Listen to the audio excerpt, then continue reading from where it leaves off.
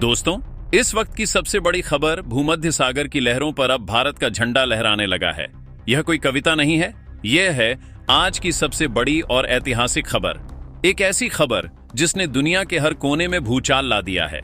तुर्की और नाटो ने मिलकर भारत के खिलाफ जो साजिश रची थी, वो अब उन्हीं के गले का फंदा बन चुकी है। उनकी हर चाल उलटी पड़ गई है और इस वक्त भूमध्य सागर में जो दृश्य दिखाई दे रहा है, वह सदियों तक याद रखा जाएगा। तुर्की की चालों में फंसकर नाटो ने सोचा था कि वह भारत को समुद्र में घेर लेगा। उन्होंने एक ऐसी घेराबंदी की योजना बनाई थी जिसका मानना था कि भारत के पास कोई तोड़ नहीं होगा। लेकिन उन्हें क्या पता था कि भारत वही देश है जो दुश्मन की हर चाल को मात देना जानता है, जो हर समस्या में एक नया अवसर ढूंढ लेता है। तुर्की की बहकावे में आकर जब नाटो ने भारत के युद्धपोतों की भूमध्य सागर में घेराबंदी की, तो उन्हें लगा कि भारत झुकेगा। उन्हें लगा कि दबाव काम आएगा और भारत अपने जहाज वापस बुला लेगा। मगर इतिहास गवाह है, भारत कभी झुकता नहीं। वो तब तक लड़ता है जब तक दुश्मन घुटने ना टेक दे। यह नया भारत है, यह डरता नहीं, यह डराता है। और यह बात आज नाटो के शीर्ष नेतृत्व को भी समझ आ गई है। भूमध्य सागर में इस वक्त जो हो रहा है, वो किसी एक देश की जीत नहीं, बल्कि एक नए युग की शुरुआत है। एक ऐसे समुद्री युग की जहां भारत की नौसेना पूरी दुनिया को अपनी ताकत दिखा रही है। नाटो ने जब अपने 122 से ज्यादा युद्धपोत उतारे, तो उन्हें लगा कि वे भारत की नौसेना को डरा देंगे। उन्हें लगा कि संख्या बल से वे भारत को पीछे हटने पर मजबूर कर देंगे। लेकिन वह भूल गए कि उनके सामने कोई छोटा मोटा देश नहीं, बल्कि समुद्र का सम्राट भारत खड़ा था। एक ऐसा देश जिसकी समुद्री विरासत हजारों साल पुरानी है। भारतीय नौसेना ने जिस सटीकता, जिस तेजी और जिस आत्मविश्वास से जवाब दिया, उसने नाटो के होश उड़ा दिए। यह सिर्फ सैन्य जवाब नहीं था, यह था कूटनीति, तकनीक और रणनीति का एक ऐसा अद्भुत मेल जिसने दुश्मन को सोचने का भी मौका नहीं दिया। भारत ने सीधे उन ठिकानों को निशाना बनाया जो नाटो की सबसे बड़ी ताकत माने जाते थे। वह ठिकाने जो उनकी आपूर्ति और संचार के लिए जीवन रेखा थे। दुश्मन को यह बिल्कुल अंदाजा नहीं था कि भारतीय नौसेना इतनी तेजी से भूमध्य सागर में प्रवेश कर जाएगी। उन्हें लगा था कि भारत हिंद महासागर में ही रहेगा। लेकिन अचानक बिजली की गति से भारतीय नौसेना का सबसे बड़ा गौरव आईएनएस विक्रांत, उसने एंट्री मारी और पूरा सागर भारत की शक्ति से गूंज उठा। आईएनएस विक्रांत सिर्फ एक युद्धपोत नहीं है दोस्तों, ये चलता फिरता आकाशीय किला है, एक संप्रभु द्वीप जो समुद्र पर तैरता है। इसके अंदर वो तकनीकें छिपी हैं जिन्हें देखकर रूस और अमेरिका जैसे देश भी हैरान रह जाते हैं। यह सिर्फ एक जहाज नहीं, बल्कि भारत की गर्जना है। इसकी एंट्री ने नाटो के कमांड सेंटर्स में हड़कंप मचा दिया। और सबसे बड़ी खबर, आईएनएस विक्रांत ने नाटो के 3 युद्धपोतों पर कब्जा जमा लिया। जी हां, आपने सही सुना, 3 युद्धपोत, वो भी बिना ज्यादा समय गंवाए। यह एक ऐसा ऑपरेशन था जिसकी किसी ने कल्पना भी नहीं की थी। भारत का आईएनएस विक्रांत और आईएनएस विक्रमादित्य आज सिर्फ नौसेना की शान नहीं, बल्कि भारत की कूटनीतिक ताकत का प्रतीक बन चुके हैं। दुनिया जानती है कि जब ये दोनों समुद्र में उतरते हैं तो हवा तक दिशा बदल लेती है। इनकी उपस्थिति मात्र से क्षेत्र का भू राजनीतिक समीकरण बदल जाता है। यह सिर्फ पानी में तैरने वाले जहाज नहीं, बल्कि उड़ने वाले योद्धा हैं जो एक साथ ब्रह्मोस मिसाइलें दाग सकते हैं, कई लक्ष्यों को एक झटके में खत्म कर सकते हैं। इनकी मारक क्षमता इतनी जबरदस्त है कि दुनिया के सुपर पावर भी अब भारत की नौसेना को हल्के में लेने की हिम्मत नहीं करते। वह जानते हैं कि इन दोनों वाहक पोतों से टकराना सीधे विनाश को न्योता देना है। लेकिन दोस्तों, असली खेल तब शुरू हुआ जब भारत ने इन युद्धपोतों में S-4 सिस्टम तैनात कर दिया। यह कोई सामान्य रक्षा प्रणाली नहीं है, यह वही प्रणाली है जो किसी भी विमान या मिसाइल को हजारों किलोमीटर दूर से मार गिरा सकती है। यह आकाश में एक अभेद्य ढाल बना देती है। जब इसे आईएनएस विक्रांत पर लगाया गया तो यह समुद्र के साथ साथ आसमान का भी राजा बन गया। यह सिर्फ एक विमानवाहक पोत नहीं रहा, यह बन गया एक तैरता हुआ वायु रक्षा कमान केंद्र। और इस सिस्टम को भारत ने गुपचुप तरीके से पूरी गोपनीयता के साथ सक्रिय किया। यानी भारत का हर युद्धपोत अब सिर्फ समुद्र पर नहीं, बल्कि आकाश पर भी नियंत्रण रखता है। उनकी सुरक्षा इतनी मजबूत हो गई है कि दुश्मन का एक परिंदा भी उनके पास फटक नहीं सकता। यही वजह है कि नाटो अब डर गया है, उनकी आंखें फटी रह गई हैं। भूमध्य सागर में भारत की यह चाल इतनी जबरदस्त थी कि तुर्की पूरी तरह फंस गया। वह जिसके बहकावे में आकर नाटो ने यह कदम उठाया था, आज वही सबसे बड़ी मुसीबत में है। भारत ने तुर्की के उन बेसों को निशाना बनाया जहां से वह भारत के जहाजों पर नजर रखता था। वह ठिकाने जो उसकी जासूसी और निगरानी का केंद्र थे, भारत ने उन सभी ठिकानों को तबाह कर दिया जिन्हें नाटो अपनी स्ट्रेटेजिक पोजीशन मानता था। वह स्थान जो उनकी ताकत का प्रतीक थे। और इस बार भारत ने सिर्फ मिसाइलों से नहीं, सिर्फ गोलाबारी से नहीं, बल्कि दिमाग से वार किया। भारत ने नाटो के कम्युनिकेशन सिस्टम को जाम कर दिया। मतलब उनके जहाज आपस में बात तक नहीं कर पा रहे, वह एक दूसरे से संपर्क साधने में असमर्थ हो गए। तुर्की के ड्रोन सिस्टम पूरी तरह ठप हो चुके हैं। ये एक अभूतपूर्व साइबर हमला था। भारत की साइबर वॉरफेयर टीम ने ऐसा जाल बिछाया कि तुर्की का पूरा ड्रोन नेटवर्क बैठ गया। एक भी ड्रोन हवा में काम नहीं कर पा रहा। अब उनके जहाज समुद्र में तैर तो रहे हैं, लेकिन बिना आंखों के, बिना कानों के। वह अंधे और बहरे हो चुके हैं। उन्हें पता ही नहीं कि अगला कदम क्या होगा। इधर नाटो के देश अब आपस में ही भिड़ने लगे हैं। यह तनाव और बढ़ रहा है। कई नाटो सदस्य देश तुर्की से नाराज हैं। वे कह रहे हैं कि तुर्की की वजह से नाटो की छवि मिट्टी में मिल गई। उनकी विश्वसनीयता पर सवाल खड़े हो गए हैं। तुर्की के नेता अब अपने ही सहयोगियों से सवालों के घेरे में हैं। उन्हें सफाई देनी पड़ रही है कि उन्होंने ऐसा क्यों किया। और जब भारत ने इस पूरे मामले को संयुक्त राष्ट्र में उठाया तो तुर्की शर्म से सिर झुका नहीं पाया। भारत के विदेश मंत्री एस जयशंकर ने जब यूएन में पूरी पोल खोली तो नाटो देशों के प्रतिनिधि तक खिसकने लगे। उन्हें जवाब देते नहीं बन रहा था। तुर्की के डेलीगेट तो यूएन से बाहर ही निकल गए। ये उनकी हार थी, एक कूटनीतिक हार। पूरी दुनिया ने देखा कि भारत ने कैसे शब्दों से वार किया और तुर्की की चालों को सबके सामने बेनकाब कर दिया। भारत ने साफ कहा, हम शांति चाहते हैं, लेकिन कोई हमें कमजोर समझने की भूल ना करे। भारत के इन शब्दों ने पूरी दुनिया को हिला दिया। एक साफ संदेश गया कि भारत अपने सम्मान की रक्षा करना जानता है। अब स्थिति यह है कि नाटो खुद पीछे हटने पर मजबूर हो चुका है। उन्हें समझ आ गया है कि भारत से टकराना उनके लिए कितना महंगा पड़ रहा है। 18 से ज्यादा नाटो देशों ने इस ऑपरेशन से दूरी बना ली है। उन्होंने तुर्की का साथ छोड़ दिया है और अब तुर्की अकेला पड़ गया है। उसे कोई समर्थन नहीं मिल रहा। लेकिन दोस्तों, बात यहीं खत्म नहीं होती। अब नाटो एक नई चाल चलने की तैयारी कर रहा है। उसे लगता है कि भारत को भूमध्य सागर में रोकने के लिए लाल सागर और जिब्राल्टर के रास्तों को ब्लॉक कर देना चाहिए।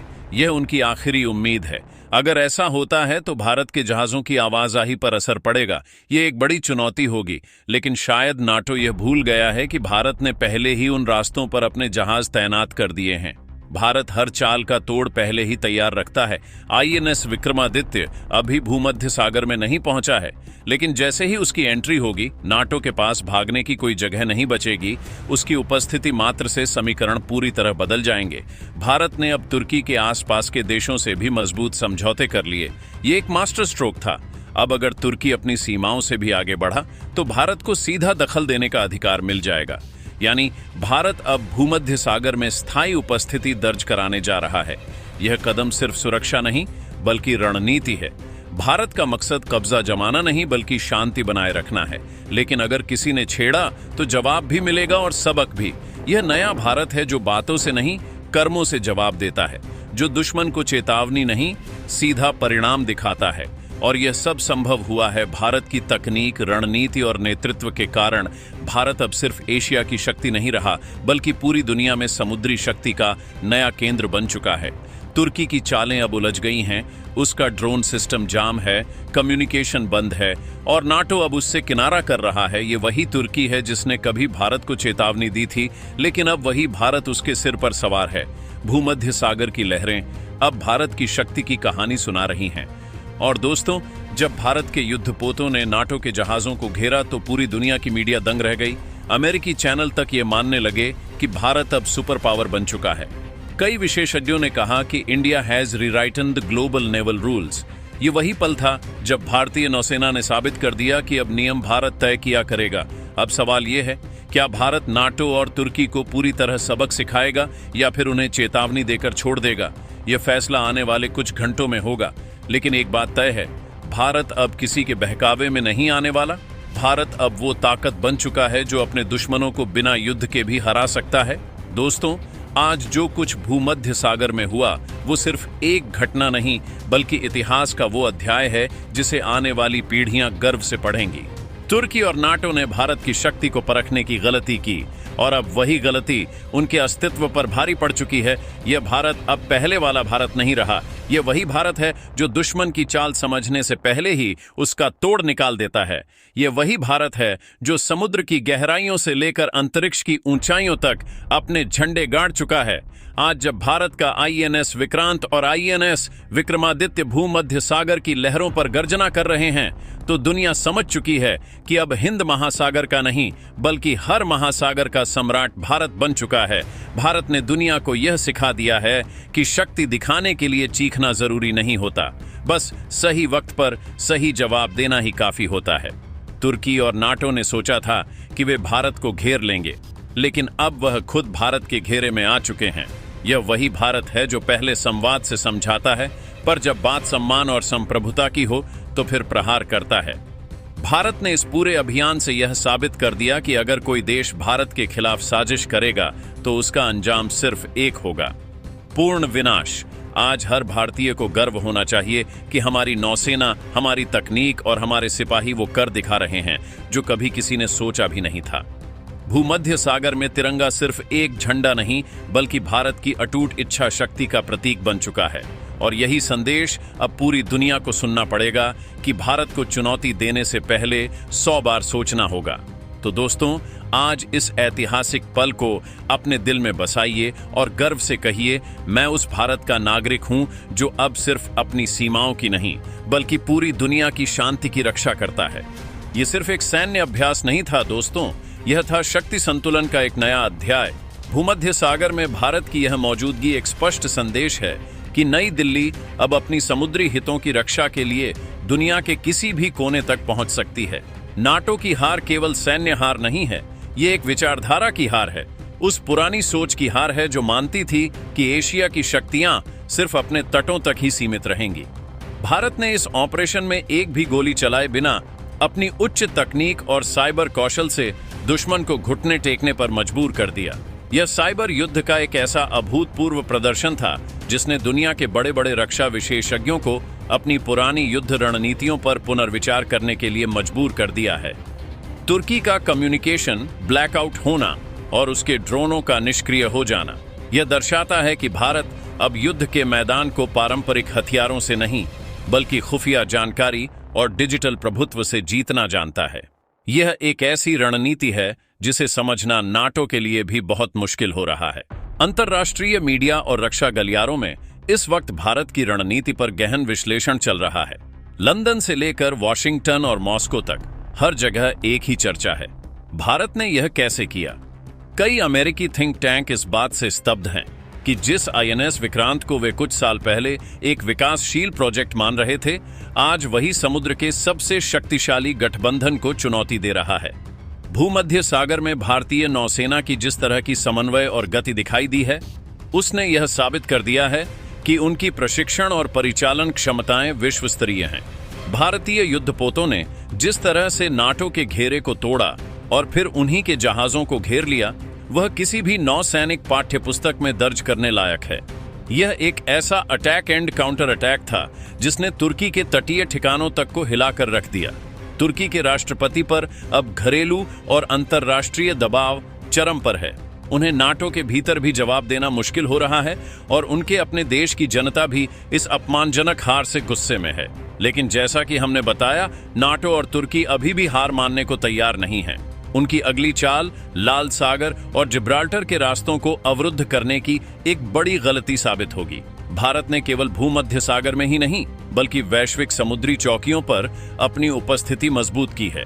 आईएनएस विक्रमादित्य की एंट्री केवल भूमध्य सागर के लिए नहीं बल्कि पूरे अटलांटिक और उससे जुड़े रास्तों के लिए एक गेम चेंजर होगी। यह तय है कि विक्रमादित्य के आने से पहले ही नाटो को पीछे हटने का फैसला करना होगा। भारत का अगला कदम तुर्की पर कूटनीतिक दबाव बढ़ाना है। संयुक्त राष्ट्र में तुर्की को बेनकाब करने के बाद भारत अब उन अंतर्राष्ट्रीय मंचों का उपयोग कर रहा है जहां तुर्की की आर्थिक और व्यापारिक हित दांव पर लगे हैं। यह एक बहुआयामी रणनीति है जहां सैन्य ताकत को कूटनीतिक और आर्थिक शक्ति से जोड़ा गया है। भारत की यह चाल तुर्की को उसकी सबसे कमजोर नस यानी अर्थव्यवस्था पर चोट पहुंचाएगी और उसे बिना किसी युद्ध के झुकने पर मजबूर कर देगी। यह एक स्पष्ट संकेत है कि अब भारत केवल अपनी रक्षात्मक नीतियों पर नहीं चलता बल्कि आक्रामक और दृढ़ नीतियों को अपनाता है। भारत ने पूरी दुनिया को दिखा दिया है कि वह एक जिम्मेदार शक्ति है, लेकिन अगर कोई उसकी संप्रभुता को चुनौती देता है तो वह उसका जवाब देने से हिचकेगा नहीं। भूमध्य सागर में जो हो रहा है वह सिर्फ दो शक्तियों का टकराव नहीं, बल्कि दो दृष्टिकोणों का टकराव है। एक तरफ तुर्की और नाटो का पुराना प्रभुत्ववादी दृष्टिकोण है और दूसरी तरफ भारत का नियम आधारित लेकिन अपने हितों की रक्षा के लिए प्रतिबद्ध नया वैश्विक दृष्टिकोण। भारतीय नौसेना के इस साहसिक कदम ने एशिया और अफ्रीका के कई छोटे देशों में भी एक नया विश्वास पैदा किया है। दोस्तों, इस पर अपनी राय कमेंट बॉक्स में जरूर बताएं।